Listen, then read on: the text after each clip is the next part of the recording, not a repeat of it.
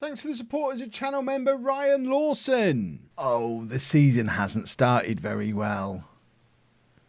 This could be a problem.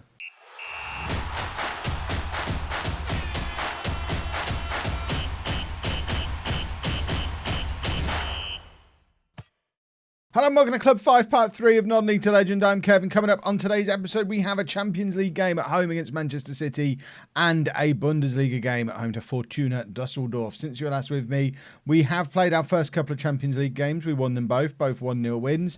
That's good. We've got Napoli, Salzburg and Man City in our group. Today's game against Man City is going to be the first big test of my theory about what's better out of Bundesliga and Premier League. But what I really wanted to talk about is this terrible start to the season we've had. That 9-0 win aside, we obviously lost to Stuttgart on the first day, but we then drew at home against Wolfsburg, lost away to Augsburg, drew at home to Bayer Leverkusen, finally picked up another win with a 4-0 win against Schalke and then a 5-0 win against Union Berlin. So we thought the recovery was on, and then we were held to a 0-0 draw away against Freiburg, all of which means 8 games in, we're down in 7th place. But more importantly than that, we're 10 points behind Borussia Dortmund, who were up in first place with 7 wins from their first 8 games.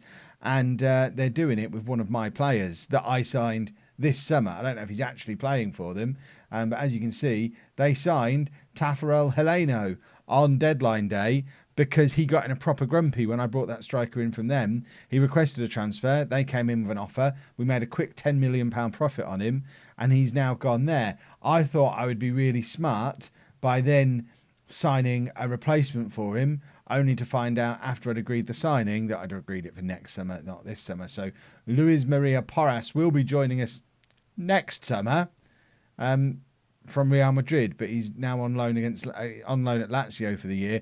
To be fair, it gives him time to get any good, which isn't too bad. But if I'd have known I was going to lose Heleno, I wouldn't have let Avramides go, who has gone to Paris FC and scoring lots of goals and playing very well in Ligue 1, but we have no recall option on him. So we're down to 3 strikers in the squad, which is a bit of a problem, because as part of what's been going on, I've panicked and gone back to the diamond. We actually went through a few different systems, which the combination of dynamics, lots of new players coming in, and trying to get some tactical familiarity while I know what I'm doing wrong.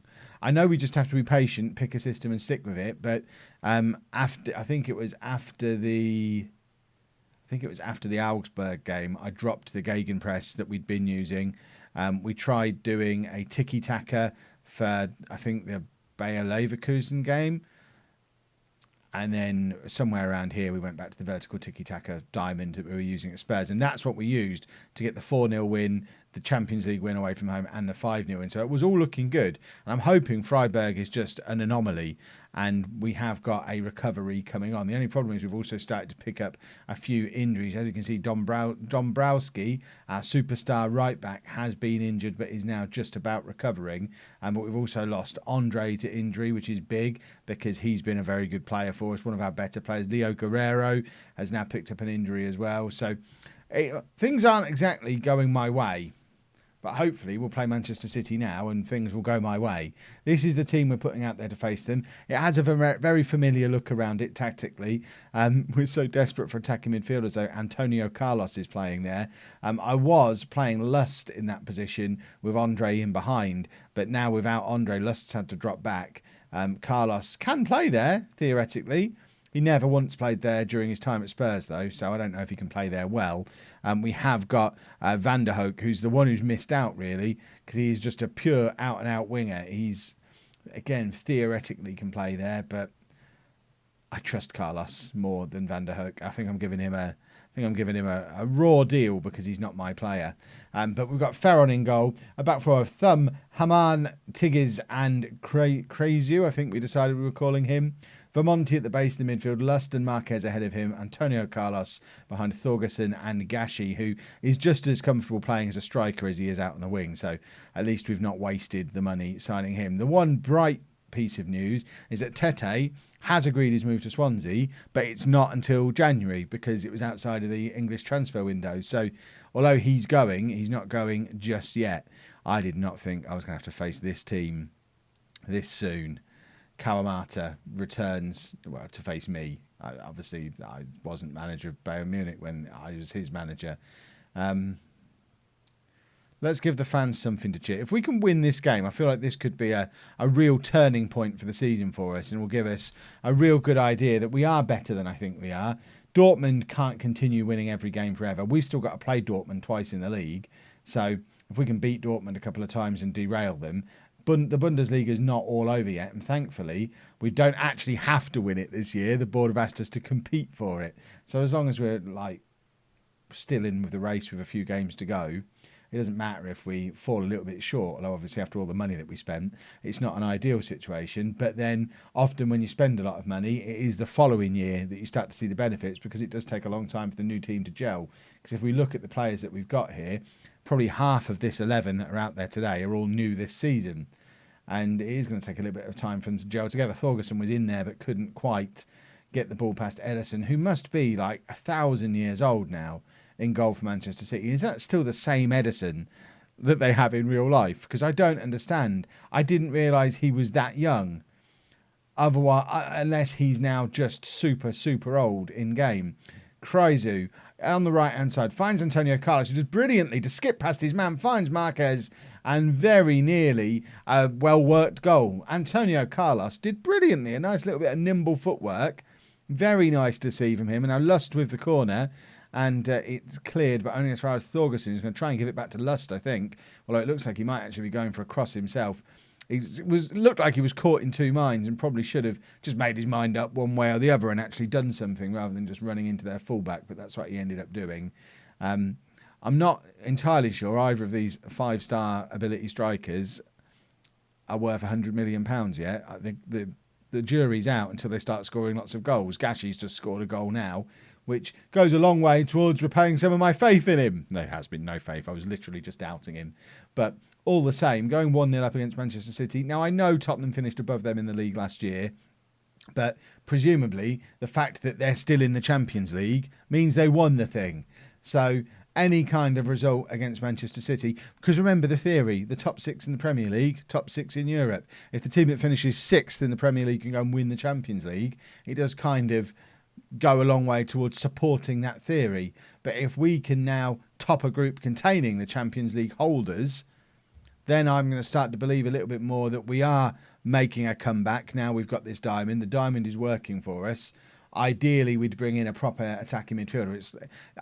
It's a conversation I was having with you a year ago. Ideally, we'd bring in an attacking midfielder and maybe a slightly better goalkeeper. I've built the same squad, just with slightly different personnel at a different club in a different country, but we still have the same issue. There's just a real dearth of real world-class attacking midfielders in this universe. We need an Oscar or an Enoch Nuhu, that kind of player. That's what we're looking for, and such a thing does not seem to exist. They've got Phil Foden, who, if you watched my short-lived Advent series, he was always my solution. Every single time I needed a player, at every club, everywhere in the world, he was the player that I needed, and I always brought him in. But I don't know if it's the right solution to bring him in here, because he's probably well into his 30s at this point. Right, we're bringing Van der Hoek on for Carlos, and we probably don't need to make much in the way of other changes. I like Burke. Burke has been a good player, so Lust looks like he's tiring, so Burke can come on for him. He offers us some good strength in depth in central midfield, so that's another positive. I am slowly getting used to this squad and working out who's good at what, and I think this system does definitely seem to work a lot more than the previous one we were trying to use did. But we don't have another substitution we can really make there. Yeah, we're just going to have to make do as we are. Van der Hoek with the free kick. It's a lovely free kick across to Marquez. Marquez, I think, is now our top scorer. He has been very, very good for midfield. Bearing in mind he's a player I was doubting all summer. He's proving me wrong, and I am already a big Rodrigo Marquez fan.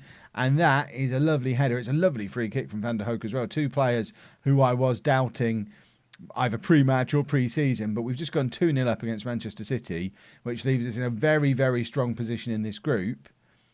Like I said, maybe turning point of the season, because that has been a very, very good performance against what we know is a very good Manchester City side.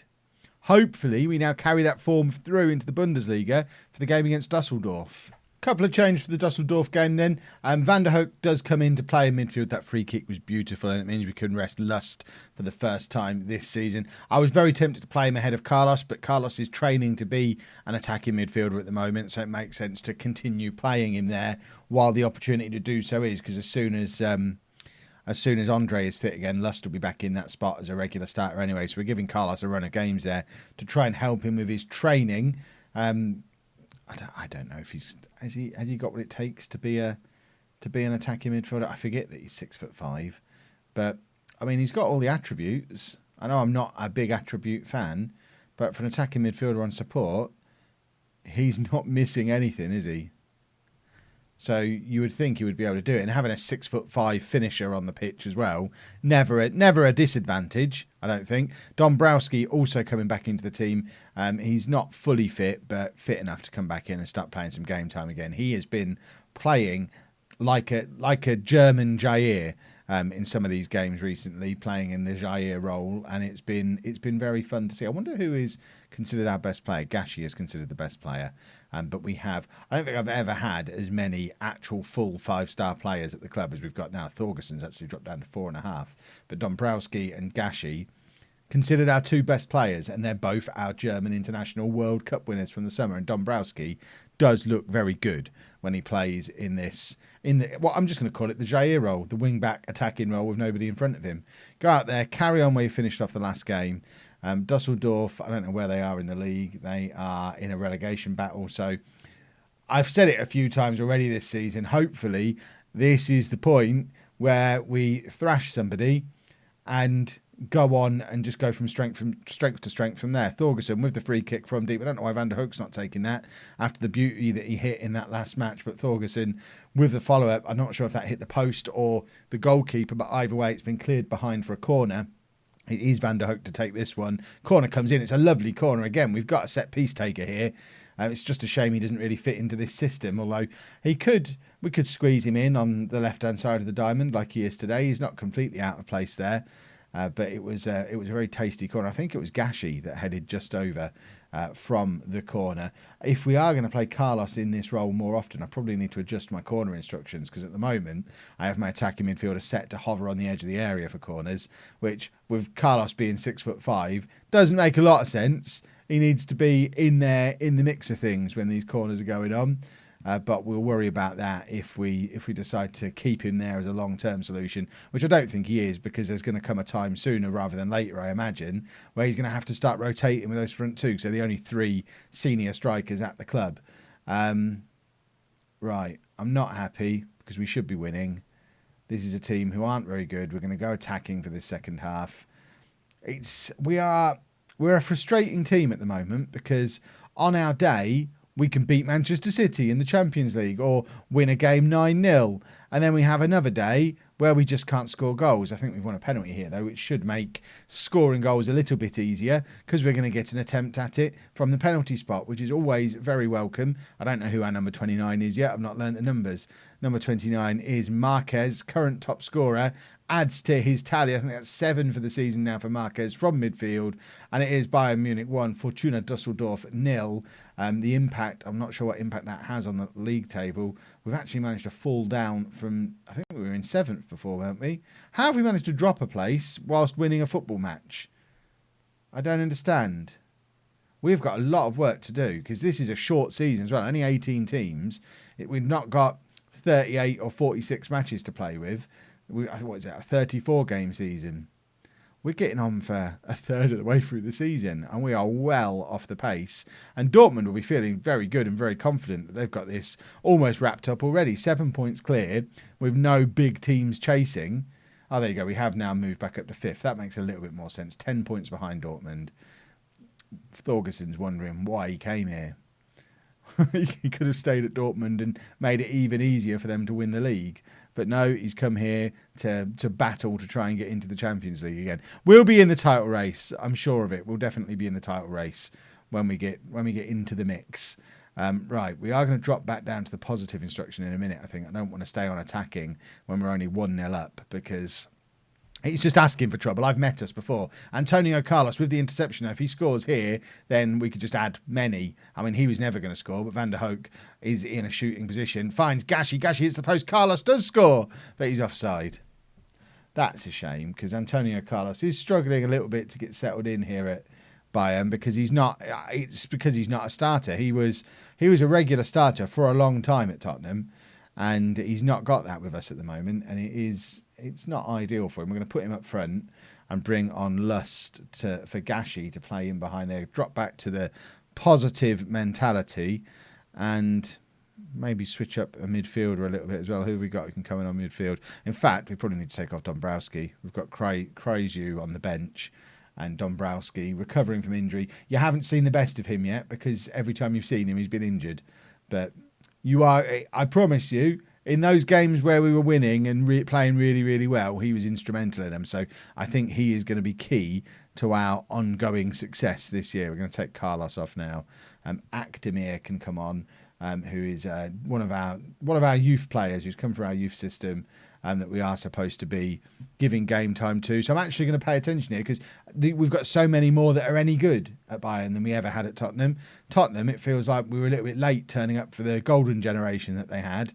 Well, this time, it's almost as if we're right at the start of it, and there's probably 4 or 5 of these youngsters who could come good over the next 2 or 3 years to flesh out this squad of Galacticos that we've put together over this summer, and that might be the perfect way to assemble a squad here at Bayern Munich. Van der Hoek now back to Vermonti. Thumb, we're just going to call him Thumb, plays it all the way back to Ferron. Tigges is looking up. I don't know if he fits in my defence long term. He's officially our best defender, but he's not natural in any of the positions. I think he wants to play as the defensive midfielder. He's not going to get in ahead of Vermonti though. So he's one that we might struggle to fit in long term. I'm definitely thinking long term, that's Banfalvi's position. We just need Spurs to have a rubbish season and us to get loads of money to spend again. And he'll be our #1 transfer target next summer as well, because I am desperate to be reunited with Banfalvi. I want him to be my captain. Vermonti plays it back to Haman. Thumb now to Vermonti. Vermonti's going to look up and do one of his lovely little passes. He doesn't. He plays it back to Haman, who's played a couple of games as the defensive midfielder for us, while Vermonti's been, again, acclimatising to life here in Germany. Tigges now plays it all. Also, our 2 centre-backs are the #9 and the #1. Yeah, that must be ruining so many of you. Lust with the ball over the top. What a pass from Lust. Akdemir is in, who did spend some... Oh, we're not playing Hoffenheim today. When did we play? Oh, I remember Hoffenheim because they were top of the league. I was trying to be clever, but he hasn't played for Dusseldorf. He played for Hoffenheim on loan. Right, Tigges again on the edge of the area, and nothing much comes of it. This has been another game where we've played really well, created quite a lot, but we're not quite being prolific with our finishing today. We did get away with it a little bit. The important thing is 3 points on the board. We're maintaining just the 10-point gap between us and Dortmund, but as long as we're in the Champions League spots, we're going to be okay, I think. So we will jump forward to Champions League and Dortmund doubleheader. I mean, that screams next episode to me. So that's what we'll be doing on Monday. Salzburg in the Champions League, by which point I'd like to think we'd have already qualified for the knockout rounds. But the big game there is Dortmund away. If we can go there, if we can be in good form for the next month and then go to Dortmund and beat them, then we might well be in a title race. If you've enjoyed that, please make sure you leave a nice big thumbs up on there for me. Subscribe to the channel for daily Football Manager videos. And thank you very much for watching.